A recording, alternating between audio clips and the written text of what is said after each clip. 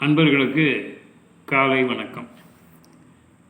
இன்றைய பதிவிலே அபிராமி பட்டர் அவர்கள் எழுதிய அபிராமி அந்தாதி என்ற பாடலில் 16வது பாடலும் அதனுடைய விளக்கத்தையும் பற்றி பார்க்கலாம்.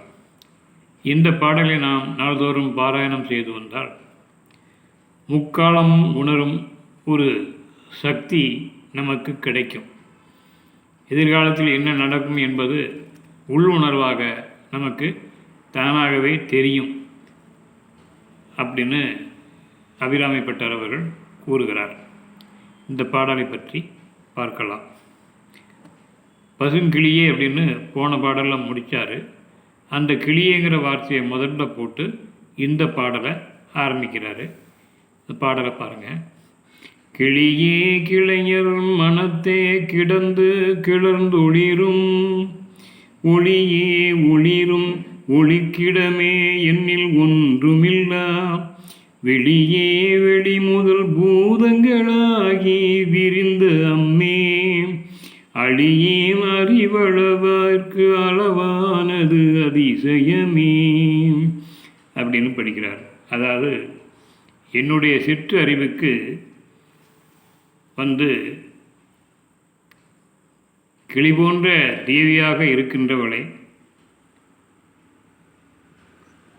அடிவராகிய மனங்களில் எல்லாம் உறைந்து உள்ளத்திலே நிலை பெற்று விளங்கும் ஞான ஒளியாய் விளங்கும் பிற ஒளிகளுக்கெல்லாம் ஆதாரமான பொருளாக எண்ணி பார்த்திட எல்லை கடந்து நின்ற பரவெளியே, அதாவது பரவெளி அப்படின்னா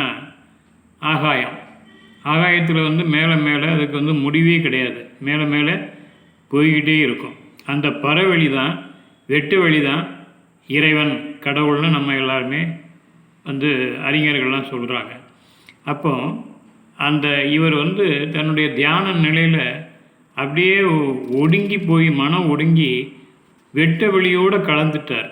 ஆனால் உட்கார்ந்துருக்கிறது கீழே உட்காந்து கோயிலில் திருக்கடையூர் அபிராமி அன்னை சன்னதியில் உட்காந்து தியானம் பண்ணிகிட்டு இருக்கிறாரு. ஆனால் அவருடைய உடலும் உள்ளமும் மனசும் இல்லாமல் தன்னை இழந்த நிலையில் உட்கார்ந்து தவம் பண்ணிகிட்டு இருக்கிறாரு. அப்பொழுது தான் இந்த பாடல்கள்லாம் தானாக அவருடைய வாயிலிருந்து முத்துக்களாக உதிர்ந்து கொண்டு இருக்கிறது.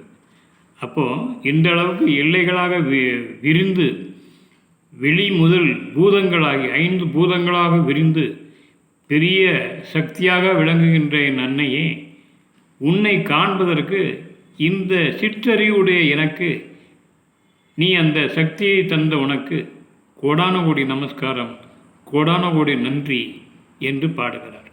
ஆகவே நாமும் தவறாமல் இதை பாராயணம் செய்து வந்தால் உள்ள உருக பாடி பக்தி நிலையிலே தன்னை மறந்த நிலையில் அன்னையை தியானிக்கும் பொழுது கண்டிப்பாக நாமும் அந்த நிலையை அடையலாம்.